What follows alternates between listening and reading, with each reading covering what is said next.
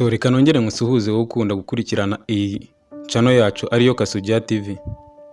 Reka nongere nkusuhuze nanone kandi ndagushimiye cyane wakoze subscribe kuri uyu muyoboro. Ikindi kandi ukaba ukomeje kudukurikirana umunsi ku munsi.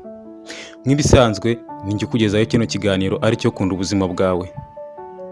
Uyu munsi ngiye kugaruka muri iki kiganiro ariko ngarutse kuri cya kiganiro nabasezeranije ari cyo kwikinisha. Niba warahuye n'ingaruka zo kwikinisha, niba byarakubanye addicted, niba kandi ikindi byarakubase ugahura n'ingaruka zabyo ndetse izo ngaruka zikakubana mbi cyane, nyegera ngwino hafi ubundi tubane kugeza iki kiganiro kirangiye. Ndabizi ni gitoya ariko uraza gukuramo byinshi. Ni umuti ngiye kukugezaho nkuko nagusezeranyije wowe ukunda kubana nanjye kandi warahuye n'iki kibazo. Uyu muti uzagufasha mu buryo bwo kugukiza kandi ikindi mu buryo bwo kukuvura zino ngaruka uzahura nazo zo kwikinisha. Ikintu cya mbere ngiye kukubwira ntago ntinda mu magambo, genda mu gasoko ugure orange, ikindi ugure indimu, nurangiza ugure ginger ariyo tangawizi, nurangiza ugure tungurusumu, ikindi ugure n'igitunguru, uze ubikate neza. Numara kubikata neza ubivange.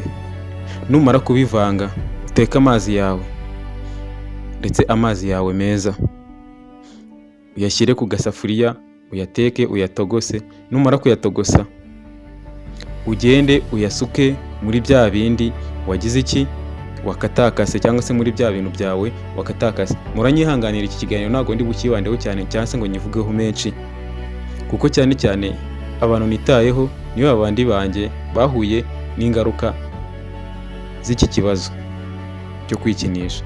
Ikindi kandi ndabizi bakunda kubura ubushake mu mubiri, ubushake mu buriri cyangwa se mu gikorwa cyo gukora mu gikorwa cy'abashakanye. Niyo mpamvu nyine mbitayeho cyane cyangwa se mise ndasa ku ngingo cyane cyane ntatinze mu magambo cyangwa se nagiye mu busobanuro bwinshi cyane. Ikindi wowe ukunda kunkurikirana urabizi neza ko ingaruka ari ingaruka twazigarutseho, ndetse ikindi n'ibyiciro byinshi bigiye bihurira n'ibyiciro byinshi bikunda kuba byahurira ku iki gikorwa twagiye tubigarukaho mu biganiro byabanje. Niba kandi waracikanwe genda urebe kuri channel yanjye, n'ubundi uraza gusangaho ibyo biganiro uko ari bibiri, ni part 1 ndetse na part 2. Twagiye tubigarukaho cyane ndetse tubisobanura ndetse bitari gakeya, twabisobanuyeho kenshi. So rero reka twikomereze. Nurangiza guteka amazi yawe ugende uyasuke muri bya bindi wakatakase cyangwa se waguze. Mwibutsa, reka nongere mwibutse yuko ari ukugenda ugahaha ironji ryawe, ikindi ugahaha tungurusumu, ugahaha igitunguru, ikindi ugahaha ginger. Bifate ubivange. Numara kubivanga nyine ubisukemo y'amazi nakubwiza utetse y'akazuyaze. Nurangiza ubipfundikirira ahantu bimare byibuze kuva ku minota 10 cyangwa iminota 15 bipfundikiriye aho ngaho.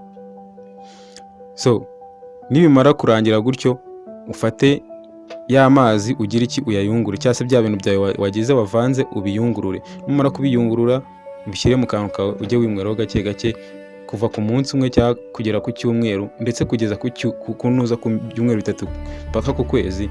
Bizagenda bikuvamo gake gake, za ngaruka zizagenda zikira gake gake. Ikindi kandi ndabizi neza ko muba mwarahuye n'ingaruka zo kuba mwikinishije cyangwa se no kuba mucika intege iyo mugeze mu gikorwa, cyangwa se wenda mudakunda kuba mwatekereza igitsina gore kenshi. Ibintu byinshi mukunda kuba mwatekereza kujya kwikubaga akasabuni nikabagande bajya bivuga, ariko ni gukora iki gikorwa cyo kwikinisha. So rero niba uhinduye imyitwarire cyangwa se niba uhinduye imyumvire, nkurikira mwibutsa yuko ikiganiro nk'iki hano ni kuri Kasugira TV, bakita kunda ubuzima bwawe. Kunda ubuzima bwawe ukaba ukigezweho nanjye Gisa The Man Positive.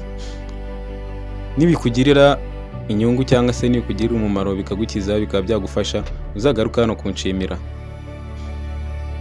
bizanshimisha cyane. Ikindi kandi uzabyiteho ubinywe neza, bizagufasha umunsi ku munsi. Reka ngushimire rero wowe wakomeje kubana nanjye, ikiganiro nk'iki ngiki nakagaruka hano kuri Kasugira TV. Mwakoze kubana nanjye.